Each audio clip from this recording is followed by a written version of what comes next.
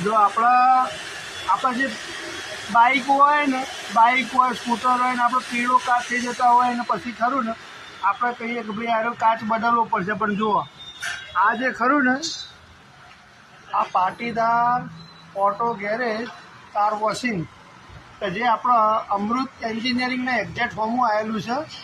અને મારો કાચ જે ખરો અરે એકદમ પીળો પડી ગયો હતો અને આનું લાઇટ એ મારતું નહોતું, અને આ ભાઈએ એટલો મસ્ત ચોખ્ખો કરીને આવ્યો ને તો આમ અત્યારે આમ ચકચકાટ જુઓ અંદરની હજી લાઇટ દેખાઈ રહી હોય છે, અત્યારે હાલે દેખાઈ રહી છે.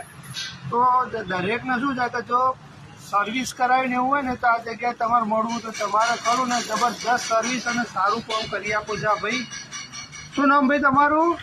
વિમલભાઈ. હા, જય ઉમિયા.